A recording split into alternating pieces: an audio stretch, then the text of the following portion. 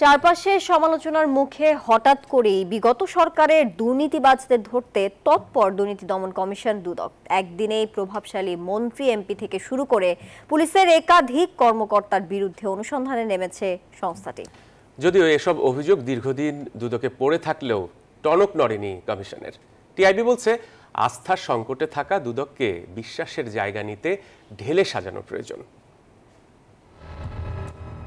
মাত্র ১.৫ বছরের রিক্রুটিং এজেন্সির মাধ্যমে ৪.৫ লাখের মতো লোক মালয়েশিয়ায় পাঠিয়ে অবৈধভাবে অন্তত ২০,০০০ কোটি টাকা হাতিয়ে নিয়েছে কামাল নিজাম হাজারি সিন্ডিকেট। নেতৃত্বে ছিল সাবেক অর্থমন্ত্রী আহম মোস্তফা কামাল, তার স্ত্রী কাশ্মীরি কামাল, মেয়ে নাফিসা কামাল, সাবেক এমপি মাসুদ উদ্দিন চৌধুরী, নিজামুদ্দিন হাজারি এবং বেনজির আহমেদ। বছরখানিক আগে সাবেক ভূমিমন্ত্রী সাইফুজ্জামানের লন্ডনে ২৫০ বাড়ির খবর টিআইবি জানালেও টনক নড়েনি দুদকের।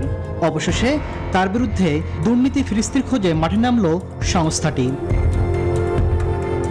সরকারের বিরাগভাজন ব্যক্তিদের তুলে নিয়ে যখন তখন নির্যাতন ও চাঁদাবাজির মাধ্যমে অঢেল সম্পদের মালিক ডিবির সাবেক প্রধান হারুনা রশিদ ও সাবেক ডিএমপি কমিশনার আসাদুজ্জামান মিয়ার বিরুদ্ধেও অনুসন্ধানের সিদ্ধান্ত নিয়েছে সংস্থাটি। প্রাণ পটেটো ক্র্যাকারের স্পেশাল মশলা এমনই যে লোভ সামলে রাখা যায় না। প্রাণ পটেটো ক্র্যাকার, লোভ সামলানো দায়। বিভিন্ন অনিয়ম ও দুর্নীতির মাধ্যমে কোটি কোটি টাকার অবৈধ সম্পদ অর্জনের একটি অভিযোগ দুর্নীতি দমন কমিশনে পাওয়া যায়।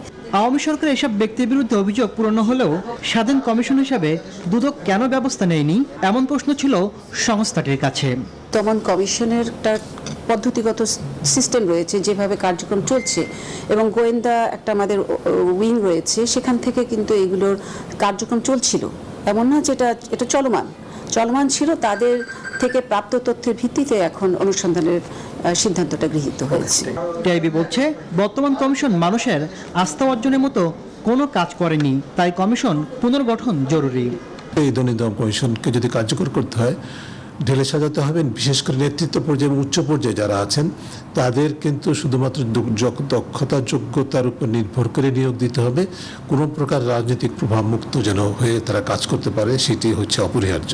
২০২৩ সালে তথ্য বলছে, সাধারণ মানুষ থেকে আসা দুর্নীতির অভিযোগের ৯৫%ই গ্রহণ করে না দুদক।